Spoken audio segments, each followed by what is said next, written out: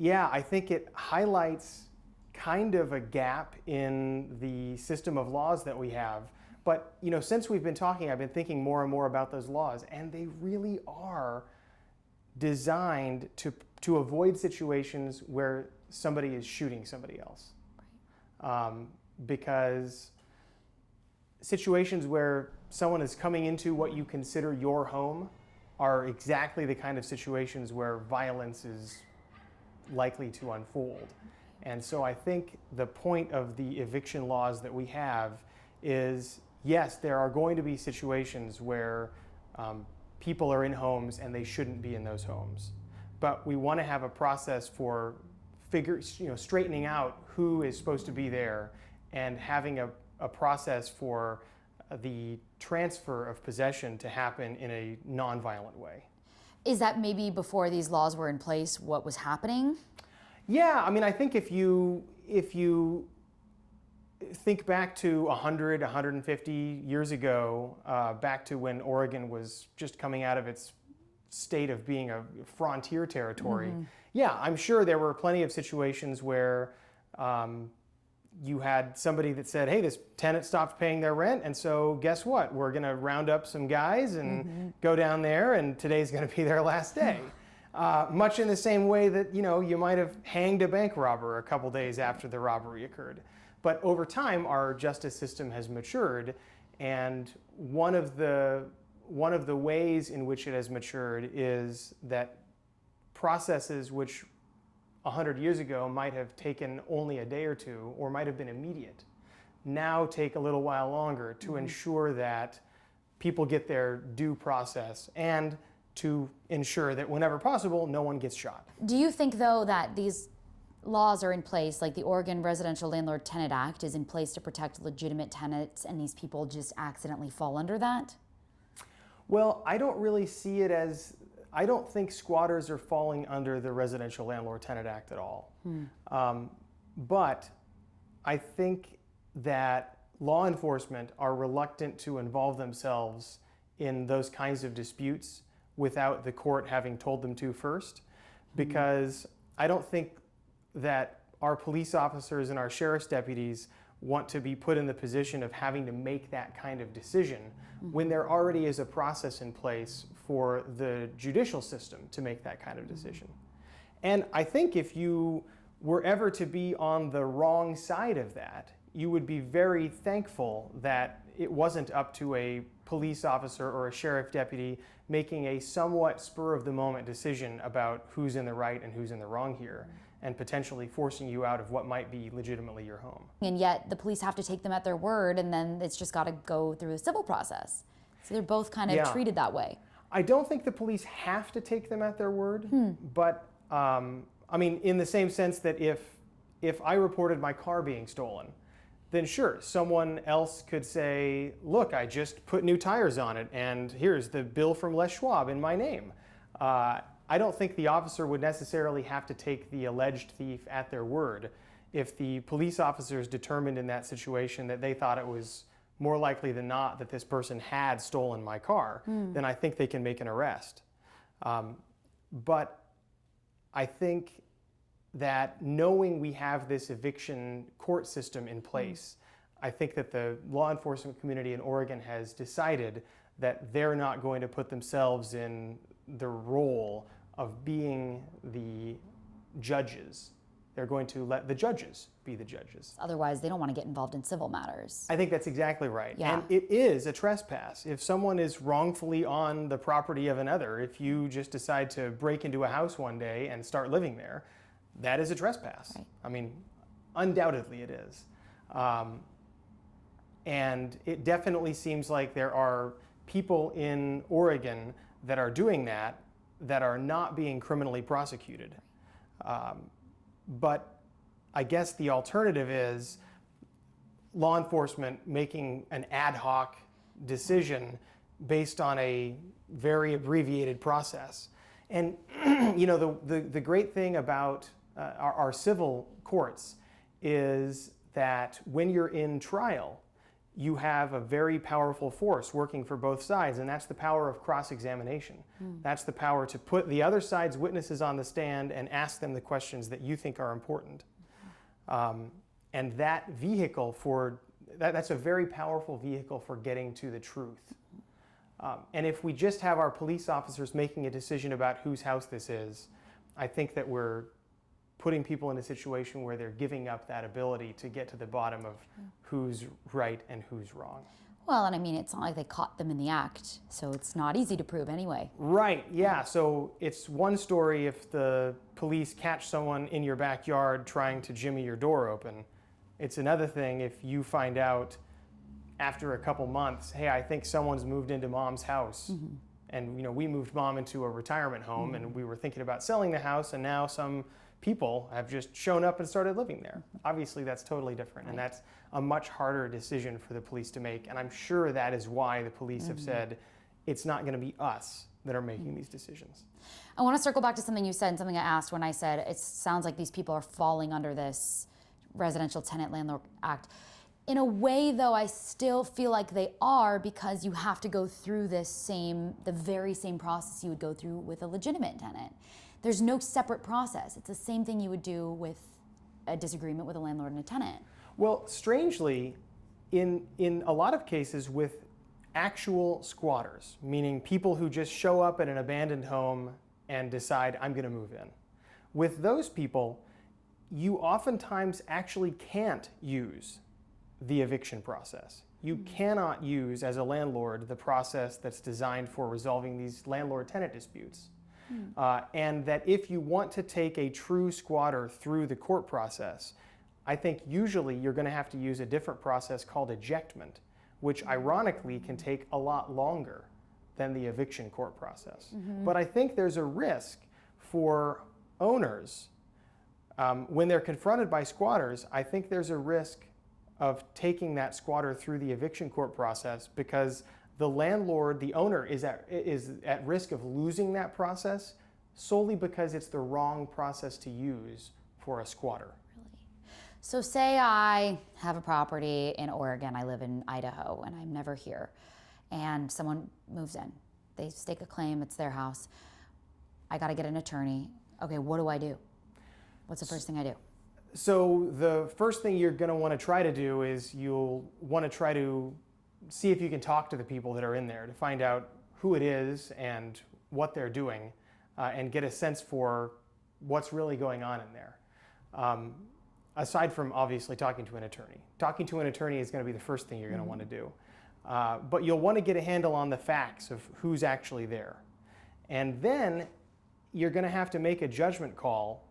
Since it's unlikely you'll be able to get the police to do anything for you, you'll have to make a judgment call. Is this something where we're going to go through a court process to get these people out? Is this something where maybe I would spend less money by just giving the people some money to give me the keys and get out of the house?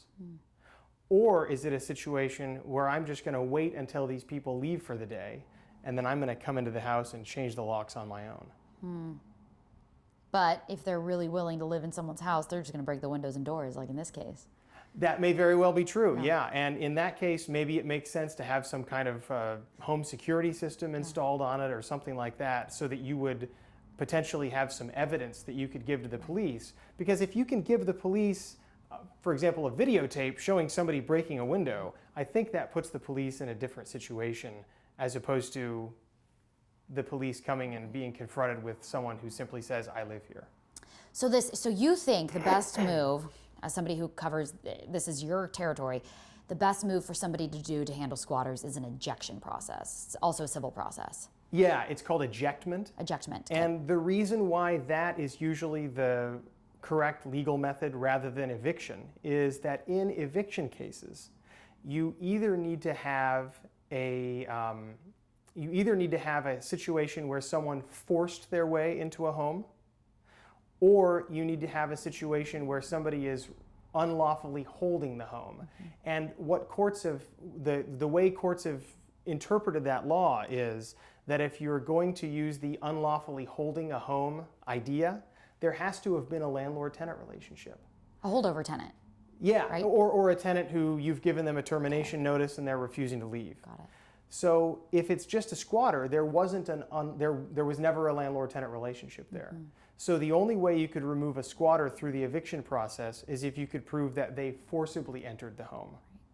So if you can prove that they came in and smashed a window and came in, maybe you can prove a forcible entry.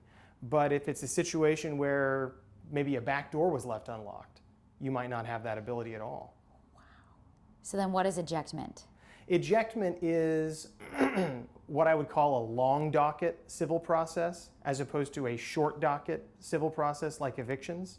So with ejectment, it's really no different than any kind of civil lawsuit you might file against somebody. For example, if you were in a car accident and someone wasn't willing to pay for the damage to your car. But instead of suing them for money, you're primarily suing for a court judgment saying that you have the right to the property and that this other person that's there has to leave. Okay. And that kind of process can potentially take months from beginning to end. This phrase, squatters' rights, yeah, there's just a lot of misinformation. And I don't know, like I was saying before, I don't know if it comes from wishful thinking or people reading stuff on the internet or maybe people reading stuff from other states. But yeah, there's a lot of misinformation. In Oregon, I don't think there is anything that I would describe as squatters' rights. I don't think there is a thing called squatters' rights any more than there is a thing called car theft rights or car thief rights. Yeah. I like that. Yeah. But unfortunately, there is this process you have to go through. You can't just get them out easily, ever. Unless they willingly leave. Yeah, I mean, again, like we were talking about earlier, there is no rule that says that an owner can't just wait until these people are gone at the grocery store and then come on into the house and change the locks. So in that sense, it's fundamentally different than a landlord-tenant situation. So if it's truly a tenant, you can never just go in and change the locks on your tenant. Even if you think they haven't paid rent, even if you think that their right to live at the house has been validly terminated, you've got to go through that court process. Right, that's true. So if anything, there are a whole suite of tenants' rights that squatters don't have. Right. And why should they? They are protected for a period of time. That's true, yes. The law does not operate as quickly as we would like it to. And I think that's true for endless circumstances. I mean, there's no one out there that wants justice in a few weeks or a few months. People want justice now. But actually, that's one of the reasons why we have this process is because it allows things to happen in a less emotionally charged way. And again, people are much less likely to get shot in a less emotionally charged process. Isn't like the landlord or homeowner not even supposed to be there to avoid that conflict? I could see why that might be a good idea, but someone's got to be there to help the sheriff, facilitate the process. Someone's got to be there to actually do the lock change and things like that. Right. I think that if you win an eviction or ejectment case against these people, and then next month they do the same thing, I think that law enforcement might treat that situation differently. If you can show them, hey, I got a court order, and your colleagues actually forced these people out of this house a month ago, and here they are back again. I think that's going to look totally different to a police officer or a sheriff's deputy when compared to just the first time they're hearing about it, an owner is saying this person shouldn't be here. Right. Doing meth or cooking meth or, even if they're not doing something like that, you probably can't count on them to be doing a good job of taking care of the house because they don't have any investment in it. They don't have, they know that their time there could come to a swift end at any point. Right. So they're unlikely to be too concerned about maintenance issues. Right. Do you feel like anything needs to change, or do you feel like this is, maybe homeowners and landlords would think so, but from your perspective? Well, it doesn't, it definitely seems like the process of legally removing a squatter should be at least as easy as the process of removing a tenant who no longer has the right to stay at the home. So it seems like one easy fix would be for the legislature to tweak the laws about eviction to allow eviction cases in situations where someone is just a squatter. If the law gets tweaked, then we as lawyers would feel more comfortable being able to pursue that short docket eviction remedy against a squatter without worrying that some squatter is going to get wise and realize that you were not allowed to use this process. Rather than the long-term ejectment, which is like the route you would go if you were to try to evict a squatter. Right. I mean, if you were to try to evict a true squatter using an FED, using an eviction case, you're running the risk that that squatter, number one, is able to win the case because you've used the wrong process. And even worse, number two, you're running the risk that the court will make the owner pay for the squatter's legal bills. That would be something that the court could do. Wow. Why does ejectment take so long? Just because it's like any other civil court case? So for example, as soon as you serve the formal legal paperwork on someone for a regular civil case, they automatically get a 30-day window of time to file some kind of paperwork response. Okay, so it's interesting. So your fix would be, if you view it, you wouldn't take squatters out of the civil process. Like you got to have that. Yeah, I don't think I would take squatters out of the civil process. That's not to say that they can't be prosecuted for something like trespass. But I don't know if the answer to all of our problems is to hyper-criminalize everything. So, or like you said, to try to have a confrontation where that person...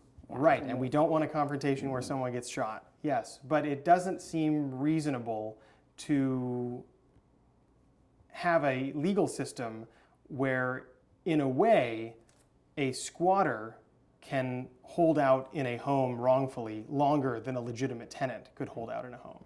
Because the ejectment is longer, and this sometimes is longer than a legitimate tenant, or no? Oh, so an ejectment case would almost always take much Right. longer than an eviction case. So just to reiterate, you think it's something that the legislature is going to change in our landlord-tenant statutes? I think that's one way to fix it. The other way to fix it is to have our law enforcement doing something different, which I think is going to bring with it a lot of concerns about someone being wrongfully removed from a home. You'd rather have 100 guilty men go free than one innocent man be put in jail. And I think by the same token, you'd rather have 100 squatters remain in a home wrongfully rather than one legitimate tenant be forced out overnight by a police officer that makes a bad judgment.